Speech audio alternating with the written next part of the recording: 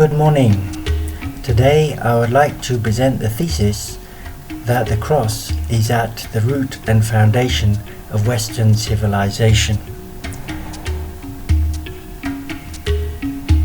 I will assume the theory of evolution for purposes of not clashing with scholarly tradition, not because I believe in evolution. Yet even in the scriptural record, vaguely perhaps, we can see signs of an origin of humankind in a kind of animal-like life, in which perhaps killing was pretty normal. Dog eat dog, I guess, is the way some would say it these days. In that kind of life, and in subsequent life, even as found in much of Africa up to today, the boundary between knowledge of things and knowledge of people is not clearly drawn. People, relationships, one's environment, the things that one interacts with, fall into much the same category. This is related to the fact that, therefore, a person's death or removal is a rectification even to physical problems such as shortages. For example, shortage of rainfall, low crop yields, poor livestock health, someone's personal health not being good. These things, broadly speaking, are rectified by the identification and subsequent killing of a witch, or an alternative to the killing of a witch, animal sacrifice. We could say in that way of life there's very little differentiation between human society and the physical context in which human society lives. What helped people to progress from that society was what we call collective amelioration. Now, Africa in many ways, traditional Africa in my understanding, is already benefiting from what I'm calling collective amelioration, kind of a revolution that enabled civilization to begin. In this system, instead of a haphazard killing and revenge taking, we have people gathering together to discuss their plight, and after discussing their plight, to collectively decide on a victim. Now that victim can be decided on in different ways. A victim's good if they're weak, relatively weak, so they're not going to cause problems. They seem to be behaving suspiciously. They have cause to be envious of other people, so that their heart orientation can be seen to be damaging. Things like this. When that accused person is either ostracized, chased away, or killed, the whole community acquires a kind of relief. It results in a widespread rectification of what were difficult relationships. This, in a sense, you could say, is a system of taking revenge, but unlike the non-collective amelioration of problems, this is done on a collective community basis. To go one step beyond that, we can look at the majority of the Old Testament. The Old Testament has an orientation to the victim rather than to the ruler. This can be demonstrated with many examples. Just one classic one, Joseph as portrayed in the book of Genesis. Joseph, to his brothers, is a victim who needed to be got rid of in order to bring peace to themselves, to make their own lives worth living, if you like. In traditional mythology, that would have been the end of Joseph. But in the biblical account, Joseph's humiliation is transformed into his becoming the ruler.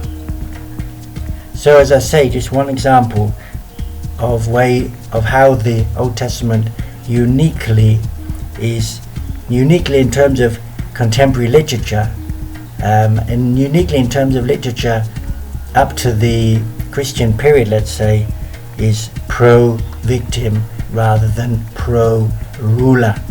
It challenges rulers. I mean, we see that in the prophets challenging the kings of Israel, whereas kings of other nations, quite frankly, would not have put up with that kind of behavior at the time.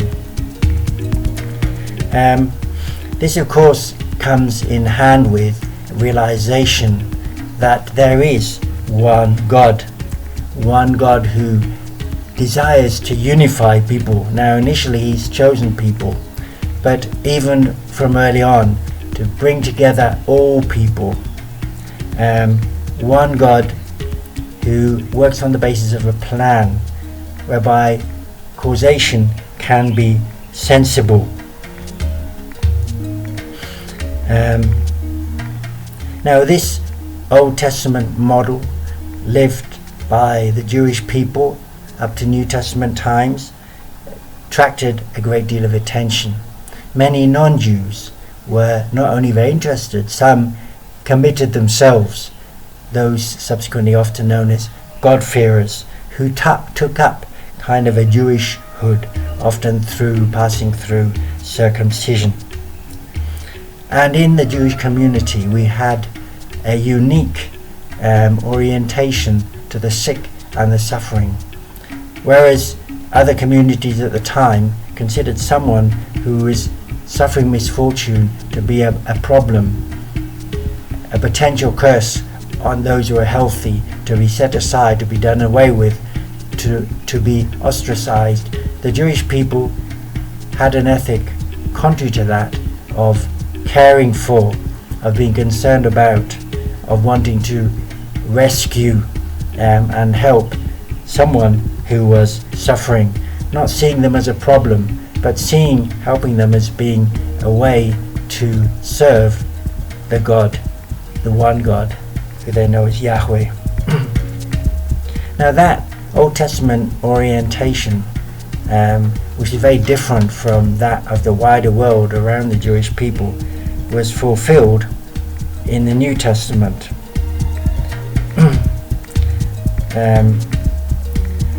At the time, it was widely hegemonic, perhaps outside of certain Jewish circles and perhaps certain knowledgeable Jewish circles, that someone's demise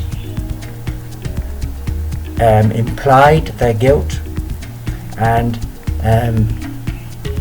helped other people to thrive. So in a simplified sense, the more other people suffered and died, the better off I am. So it was an assumption that weak people, failures, victims were guilty. Now of course that one can link that in what I've already mentioned, the witchcraft practiced in Africa, whereby once a witch is killed or chased, then a consensus remains that that person clearly was guilty, and the way that the doing away, the scapegoating of that person helps other people's relationship to be more free, to be more at ease, seem to be evidence that indeed that person might have been guilty. Now we see the same mechanism operating, of course, in contemporary times. Many people point to it in office culture, whereby in many office communities there are likely to be one or two people on the edge who others tend to gossip about, who they want to get rid of. when that person is fired, sacked, leaves, dies, people kind of breathe a sigh of relief. So this kind of thinking was very prominent then, it's very prominent now. Onto that scene came a totally innocent man who evidently and clearly did no sin. He was accused of all kinds of things. He was accused foundationally because people were envious of him, and envy indeed is the foundational sin. That if you like, when it combines with anger, underlies victimage mechanisms, underlies scapegoating. Now this person who was in the end unanimously considered guilty, in African terms you could say basically of witchcraft. In other words, he was the problem that had to be got rid of in order for people to thrive more than they were thriving, did not fight that conclusion. Although he could have done because of his divine being, he could have done even as a human to try and defend himself verbally, to try and accuse others. But instead, he went like a lamb to the slaughter, is the way the scriptures put him. All found him guilty, even though he was totally innocent. He was nailed to a cross, a widespread system of torture and use at the time. And again, neither complained, nor tried to escape, nor tried to justify his innocence in front of his accusers. So that would have been yet another witch, another scapegoat wrapped up and done. People saying, he thought he was great, but he wasn't. He's just like all the others. Now that he's gone, we feel a relief. But instead, he rose from the dead, startling those who'd been his students, who'd valued listening to his teaching, who came to the realization that fools indeed they had been in going with the crowd in condemning this man Jesus to death. So those people were so deeply convicted by God's Spirit that this person who had cruelly been killed was indeed innocent, and was indeed not a God, but God himself. That they were determined to share the message with others, and those others shared the message with others, and as they shared that message, the lives of people became transformed. And that's the Christian church that continues until today. So in essence, those Christians conceded that they'd been wrong, and that things that went wrong and failures were not necessarily due to a relationship breakdown. That someone suffering may nevertheless be totally innocent. The fact that Jesus suffered the death of a criminal on the cross did not demonstrate that he was not a king at all. Rather, as in the example of Joseph we've already mentioned, the very person who is victimized, who is punished, who suffers, is the one who can be considered to be king. Now, in the course of the centuries, I think one can say, with intense study of the scriptures, perhaps particularly that happened post Reformation, but I think much of it also before, people searched for a cure for human ills that did not involve ostracizing others, sidelining others, chasing others, or killing others. That deep conviction that arose from human experience before that, from the Old Testament to say, look, God is interested in victims. God is, and He's interested in victims, culminating in the victimage of Christ on the cross, a totally innocent man who saw through people's failings, the deception that had people constantly look for victims to try to resolve their own issues. That orientation continues outside of the spheres that have been profoundly influenced by Christian belief, by the biblical witness. That orientation to scapegoating, whether in intellectual circles, whether in political circles. Now there's a content being transferred over from Christian background, remembering of course that the West, which is being brought up on this system, has spread its tentacles all around the world. But yet at the same time as this Christian influence is penetrating all these corners, there remains a strong conviction often that it's still that person who we need to be getting at.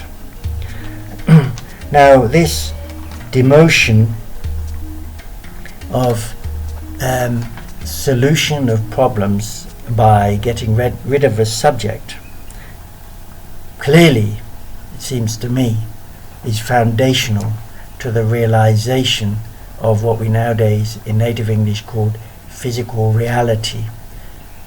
That was enabling to a kind of reasoning that no longer centrally drew on the need for someone else to fail in order for me to succeed, or for someone else to die in order for me to live, to do away with the need for me to steal from somebody else in order to become wealthy, and so on.